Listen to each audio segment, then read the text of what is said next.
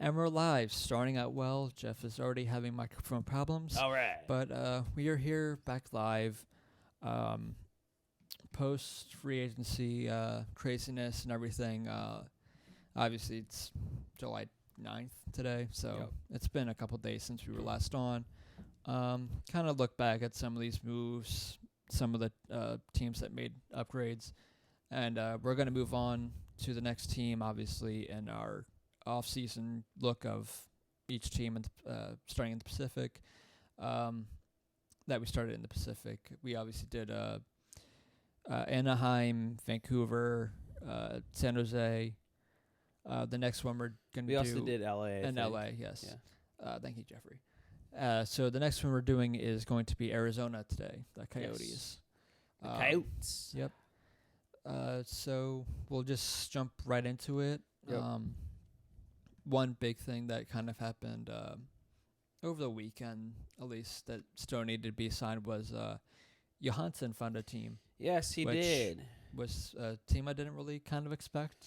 I thought some of these more teams that were more contending would have maybe tried to reach out and signed him, but yeah, because we were talking about it in during the deadline and everything, that we thought maybe the Sharks or the Jets or someone would have been a good place for him.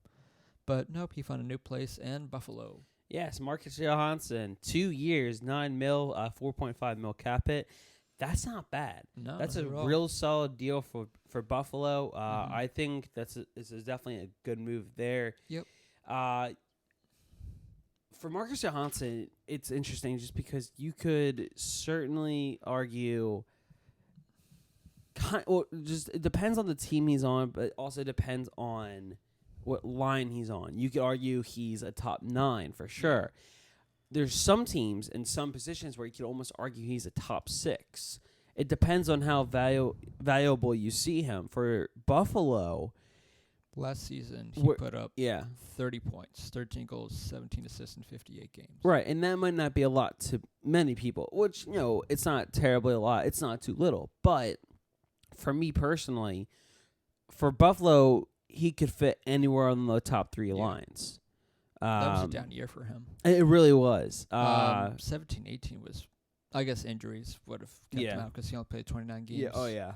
But in 16-17, he put up 58 points. So for at least a middle of the lineup guy or lines guy, he's good. Solid pick. Again, for a team like Buffalo, this is the type of player that I think they definitely needed. I didn't see him going to Buffalo, but it's a good move. This is something I want to see as well. Yes. Come on, playoffs. There it is. What did he do in the playoffs? He actually did pretty well, actually. Yeah. He in the 22 games he played, he had 11 points, 4 goals, and 7 assists. Yeah, and he did very well with New Jersey and Washington. Mm-hmm. He didn't. He had some injuries, but he only played 10 games with Boston to the end of the year with only 3 points. Which I guess for Boston, which is great, he kind of picked it up a little bit in the playoffs. But I think for them, he was like, they're kind of important, but he'd be okay if we lost them. Yeah. Just because for the Boston, at least, he didn't prove too terribly much until the playoffs. Right. Which, if you would have won, maybe that would have changed things. But I don't know. It's just possible. Coming up short would have changed things for them. It's tough to say, yeah. But no, overall, though, it's a great signing by Buffalo. Mm-hmm. Congratulations to them for picking up a smart player. For Buffalo, at least. Something I brought up to you the other day when you were talking about it. Yeah. It's just kind of another middle 6 guy that Buffalo has. Sure. Outside of kind of Eichel and Skinner, they don't really have any top 6 worthy guys to me. Right. Well, because looking at their team right now, they have Okposo still who can do pretty well, but he's again another middle 6 guy I would find. Yeah. They traded for Jimmy Vesey, so hopefully Sam Reinhart is a big piece for them. So hopefully for him, he can kind of turn things around here. Sheary, I have my doubts on. So kind of looking at and obviously the big thing for them is Rasmus Dahlin. Yes. So looking at their top line, basically, it's Eichel, Skinner, Okposo. That's a powerful first line. Sure. If you want, you could put Johansson on second line with Sam Reinhart and Jimmy Vesey or Connor Sheary. That'd probably be Sherry. Sherry, yeah. And then the third line, line, VC. you could have VC with Casey Middlestat. And Middlestat, he's only 20 years old, but that kid has some pure talent. Don't forget, Buffalo also has, if I can find his name, Alexander Nylander, and I think he's going to be a full-on force in this league. They also have Curtis Lazar, who I guess they acquired in a trade with Calgary because I could have sworn Calgary had him. So those are their better forwards and prospects right there. But we'll do a deeper dive when they talk about exactly Buffalo in general. But I was just thinking, especially with the hard thing for any team really in the Atlantic at this point is your best bet is wild card, and with Florida getting better, and I thought Montreal will, but they kind of didn't really do too terribly much to. But they were close to last year, so I don't want to put them too far out of it. And obviously, with Carey Price, still one of the best goalies, you can always, depending on the season, can do well for them. So I don't. It's very tight in the Atlantic at the moment, right there, because the one thing you have to battle with now is Florida with Bobrovsky. Right. So it's a good signing, but at least it's for them to improve a little bit. But I wonder if they're still missing a couple pieces to be able to, for me, to make them higher where I think they'd be or end up.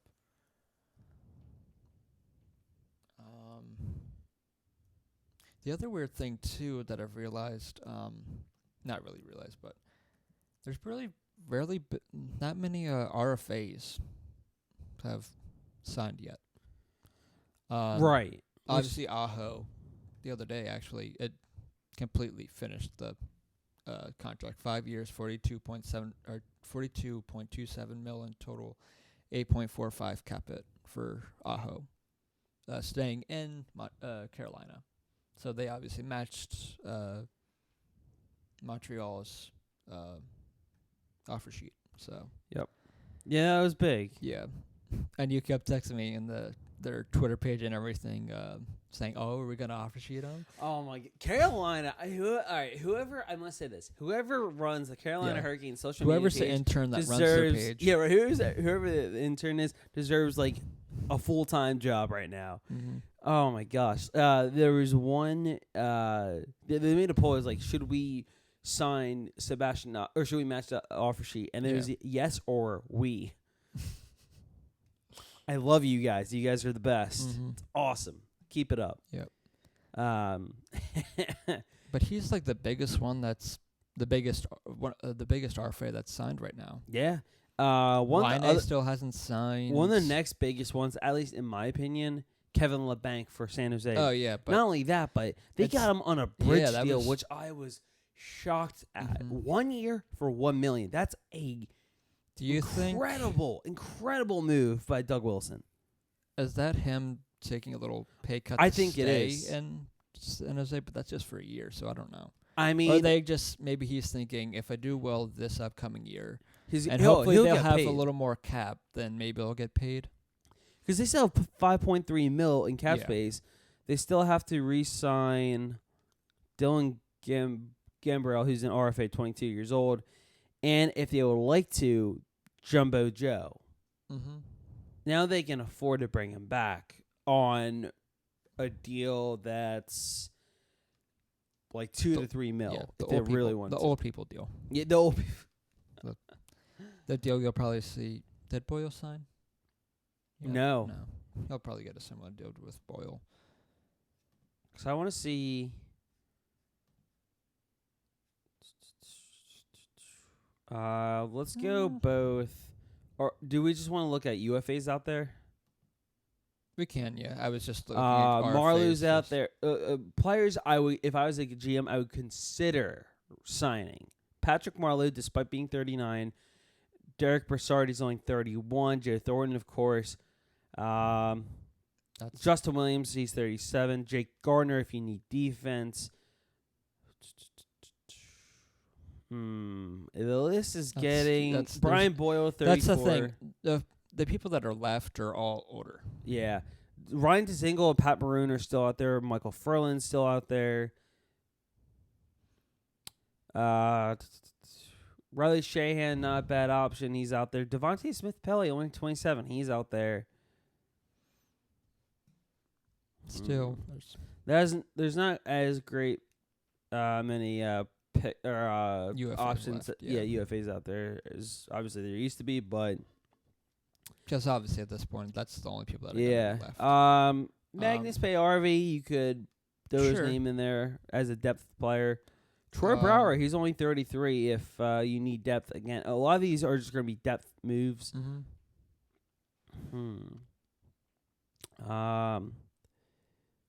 Nikita Soshnikov, he's not a bad option. He's only 25. He's a right winger, only 800,000.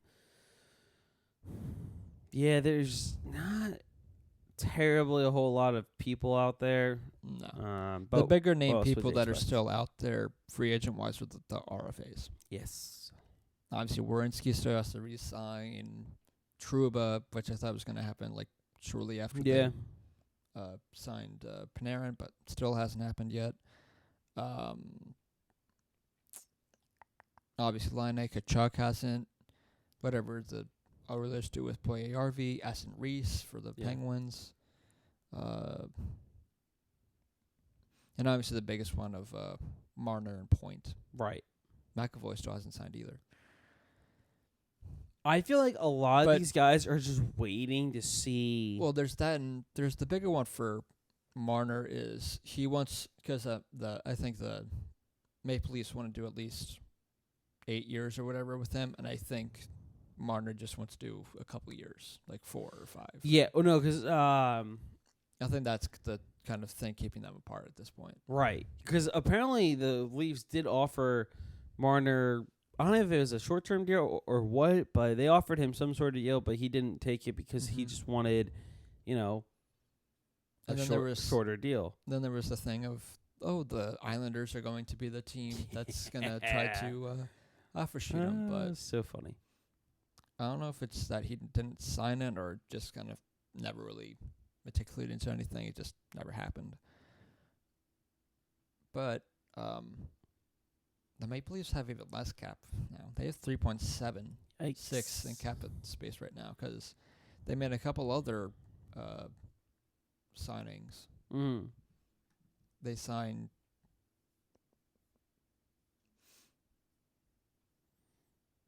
Alex Kerfoot for 4 years, 14 mil, 3.5 cap hit. Cody Ceci for a year, 4.5 for 4.5 mil.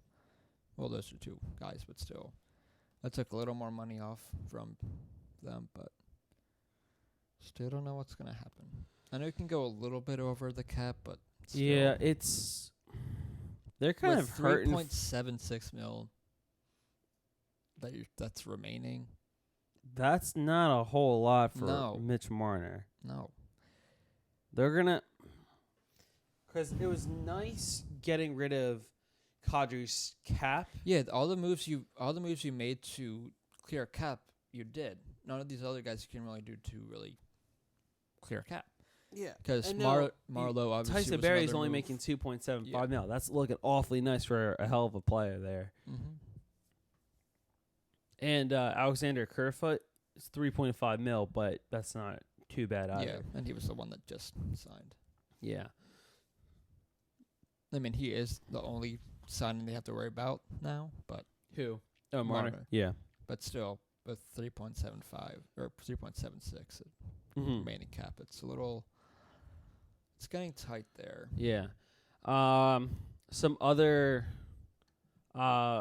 signings around the league. Phil Varone, he's in Montreal. Another former bottom six flyer. Another former bottom six flyer has found their way to Montreal. Yes. Also, I don't know Nick what Cousins. I don't know what Montreal sees in them, but Dave Haxall's there. That's why. Dave Haxall is in Toronto. I know. He is not in Montreal. I know. He's disguising himself to be in Montreal. Well, if that was the case, Van de Velde will be there. Oh, true. And Laterra. Cedric Paquette, this is a big one for Tampa Bay. 2 years, 3.3 mil for Tampa Bay, re-signing him there. Zach Sanford, 2 years, $3 million for St. Louis, and finally Malcolm Subban, 1 year for $850,000 RFA deal for the Vegas Golden Knights. Good to get him locked up there. Mm-hmm. Only for a year, but still, it's better late than never. Only for a year, and unfortunately, well, maybe not, but you could possibly lose him in the expansion. That's true. It's very, very true. Because I'm assuming you're protecting Fleury. Right. All right. Did you want to get to Arizona right now? Sure, we can. Because I don't know what else we can cover before we jump in there, Right. I think you kind of touched on everything. The other big thing, at least Flyers-wise, is Scott Lawton filed for arbitration. Yes. But we can jump to the Coyotes now. With only 3 minor league signings, they only have 178,000 left, but there's only minor league signings left, and it's not really much there. But they obviously made a couple moves this offseason. They acquired Grabner from Chicago because for some reason Chicago and Arizona just love trading people. Yes. And they obviously acquired Phil Kessel, who they expect to be a goal scorer. Yes, and he's 3 years remaining on contract that carried a salary cap hit of $6.8 million. They did give up Alex Galchenyuk and Pierre-Olivier Joseph. That was a big one, the Joseph one. I think they're going to Coyotes also received a 2021 4th-round pick and defenseman Dane Burks. Yes. And this was a thing I said to I texted you the other day was my bold prediction order was Arizona making the playoffs because, one, that West isn't that great, and especially in the Pacific. And once you get closer to the wild card, it's not out of the realm of possibility that this team makes it. They were close last year. Yeah, even. No, absolutely. They were definitely close, but then they kind of fell off at the end. Yeah, but they were like the Flyers, and that goalies kept getting hurt. Obviously, they didn't have as money as goalies started as the Flyers, but obviously their guy is Ranta, and they obviously have Kemper as a backup as their guy at the moment. Is Ranta, who can still play very well for them. I just realized this. So they only have 178,000 in. Oh wait, no, I lied. I'm looking at next year. Yes. Never mind. But yeah, so they have, because looking at their team, it's a pretty strong team. Phil Kessel, Derek Stepan, they did it. Christian Dvorak. They did it where they got some older guys to kind of help around with the younger guys. Their average age is 26.3, so that's pretty good. Yeah. You also have Christian Dvorak, who I'm expecting huge things out of. Lawson Krause, Vinny Hinostroza, Clayton Keller, also big things from him there. Oliver Ekman-Larsson. Which is also funny is that Jacob Chikrin. Marian Hossa's still there. He's just on an injured reserve, but he's still there for 2 years. I'm not seeing Pronger there anymore. Yeah, I think his contract ran up. Yeah. Wow. This is the last year in the buyout for Mike Ribeiro's contract for the Coyotes, $1.94 million. Interesting. Yep. So you won't have to worry about that next year. Yep. Which is huge because you have to worry about re-signing Keller. Yeah. Not only that, Soderberg, Hinostroza, Brad Richardson, and some of these guys, Richardson and Soderberg aren't big to worry about, but not like. Well, then again, Soderberg's taking up a lot of contract, $4.75 million. That's an awful lot for him. I mean, for 1 year for a guy who's 33. Right.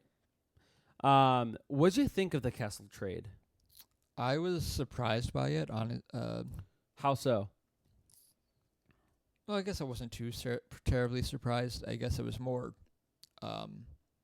made sense once you kind of got the backstory about Kessel and Pittsburgh and everything kind of coming out that they were left on kind of bad terms and everything. And for some reason, him and Rick Tocchet, for some reason, have a good relationship, which to me, Rick Tocchet seems like a guy that wouldn't put up with that, but for some reason, they have a good. They had a good relationship when they were together for their 2 Stanley Cup runs they had together. So, but I think for Phil Kessel is a goal scorer, but I always feel like he's not the type of goal scorer of like a Line or a Ovechkin, where they'll do it with like a nice slapper or with a bunch of moves and everything with speed. Kessel's always, for me, been a guy that's just kind of good at scoring, but not really has that much skill to be able to score, kind of, if that makes any sense.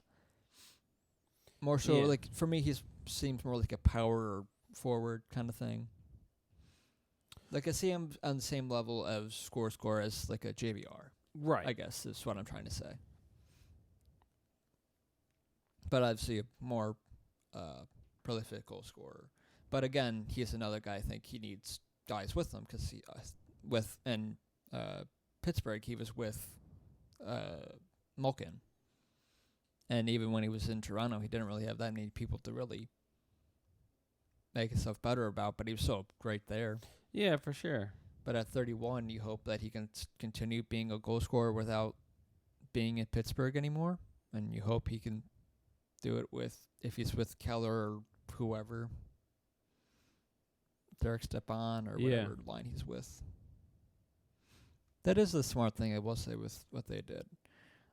They kind of did the Flyers, or I don't know who took it from who, because I see Arizona and Philadelphia doing kind of the same thing. Yeah. They got kind of better veterans to kind of help them out, the younger guys. Not a bad move.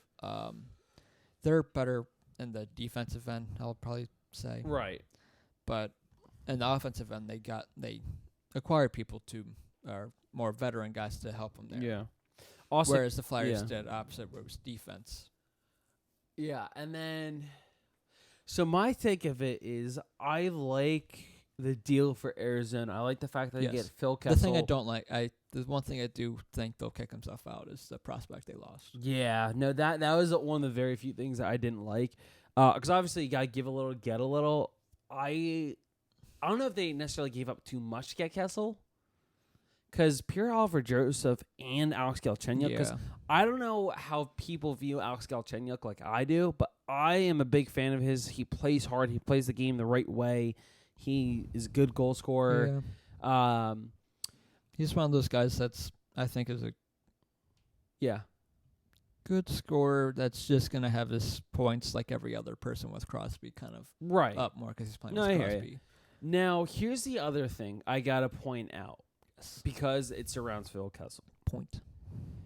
PowerPoint. You get a high 5 star.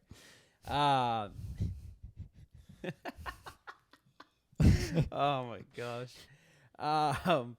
So in Toronto, you bring up the toolbar. That's what she said. Damn you.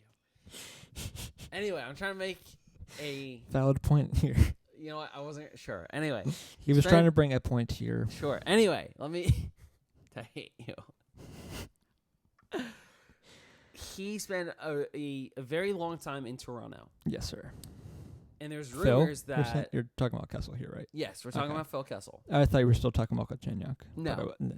I'm on your page now. Yes, we're on the same page, I think. Probably not. We are now. According to reports, it sounded like Phil Kessel wore out his welcome in Toronto. He was traded to Pittsburgh.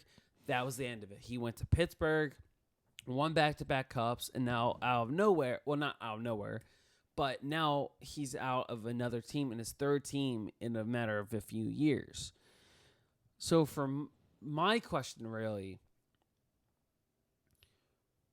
how do you view Phil Kessel? Do you almost see him, because to me it almost seems like he's with the team for a few years, then slowly but surely he's wearing out his welcome and then he's on another team. Right. Do you agree or disagree? And why? I agree with that. Just he's always it's off the ice shit with him that you have to deal with. Exactly. It's the same. That's the one thing I said when we first talked about the trade between the two of them on the deadline or the free agency or whatever. Right. And that's the thing with him is that wherever he goes, he always has these off-ice issues. I think in Toronto it was more so he just didn't like being in Toronto because they were like Edmonton kind of. Yeah. They were always kind of so bad for so long. Yeah. They were bad for a pretty long time and kind of some. No, I'll put it to this: it was probably like Rick Nash in Columbus, where he was with a kind of bad team, but he was the best player on the bad team, so you kind of want to get out there and maybe try to compete. So we did that. Now he just kind of wore out his welcome in Pittsburgh. Yeah. I think he got too comfy in Pittsburgh. I think so. Because the one thing that came out near the end, which was the article that I found all the stuff on him that kind of got me like, wow, they really need to do it. Because obviously the one trade that happened earlier in the offseason, and maybe in the playoffs it was the trade that might have sent him to Minnesota that he rejected. And then he gave his few teams that he'd be okay with trading to. And obviously him going to casinos and everything and bringing out players is a huge thing. Yeah. And him and Malkin really seemed to not like each other near the end. So no, they really did. And he really wanted to be on the same line with Malkin, and the feeling was not mutual. So best case, this was the best thing for them. Right. And honestly, I think if the off the ice shit comes out earlier, I'm sure there were rumors about it earlier and everything, and obviously you probably get that with Phil Kessel anyways. But I bet if more of that stuff comes out, maybe his value might have been less, and maybe the Coyotes might have been able to do it without doing the prospect in there. But that's just my thinking about it, or maybe switching it a prospect to a draft pick instead.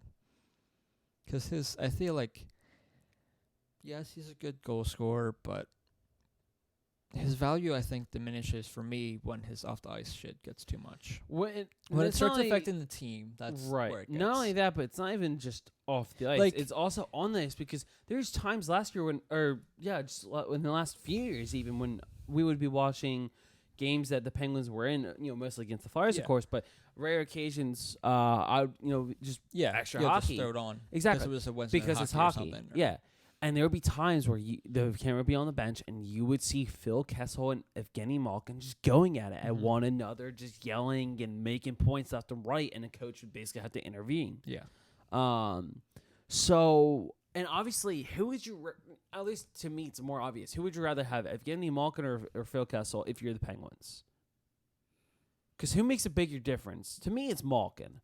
But Malkin also they both have their issues. Malkin, has anger. Well, if he's not basically doing well, he'll have like anger issues and take dumb penalties. Exactly, and obviously that's a problem. He's got to fix that. But for Kessel, not only is because it's clear to me that it seems like he has on the ice issues with teammates. Yeah, it's almost kind of the case where he kind of seems like that locker room type cancer player. Yeah. That's what it seems. I'm not saying he is, but that's just what it seems like to me. And then, of course, off the ice, all the issues with taking teammates to, especially young teammates, to like casinos and everything. It's more of a thing than even the Duchesne one in Colorado. Yeah. Because at least then I think he might have gone along with with the teams. He just didn't want to be there. Yeah. No, I think that's more so what it was for Duchesne. And it wasn't really him having it out on the bench with a fellow player and a coach having to intervene. Exactly. But for Kessel, that's kind of different. And that's the other thing, too, is that they don't want to be on the same line together, but when you're the head coach, GM, or whoever's putting together the lines, you're like, this is the two we have to put on together because this is what makes their team better. Right, exactly. I mean, if you do separate them, you do spread out your offense more, but yes, you do lose some of the value on both those lines. The reason why I see this working for Arizona, though, for Phil Kessel, because he knows he's going to be one of the top guys. Because there's too many studs on Pittsburgh for Arizona. Not saying there aren't. He's any not studs. going to. The thing with him is he's not getting in Keller's blind spot. Oh no, absolutely not. No, but I'm saying is limelight. Because Keller can play any position, center, left, or right wing. That's what it says on yes, I can read, Whitmer. Thank you. Anyway, so Keller's obviously a number one, or a top forward. Yeah, and if they have problems, just put him a step on. Exactly. You have Christian Dvorak, who's center or left wing. You have Stefan, who's a center. You have Nick Schmaltz, who's a center. You have multiple options for anywhere for Phil Kessel to go within the top six. Outside of only a couple people, four people I'm seeing at the moment, they can play center, it looks like. Yeah. It's Garland, Fisher, Krause, and Grabner are the only ones I'm seeing that don't have, or Phil Kessel. Yeah. That cannot play center. Yeah, that at least haven't played center. Right, exactly. Yeah. These other guys, at least at some point, have played center. Yeah.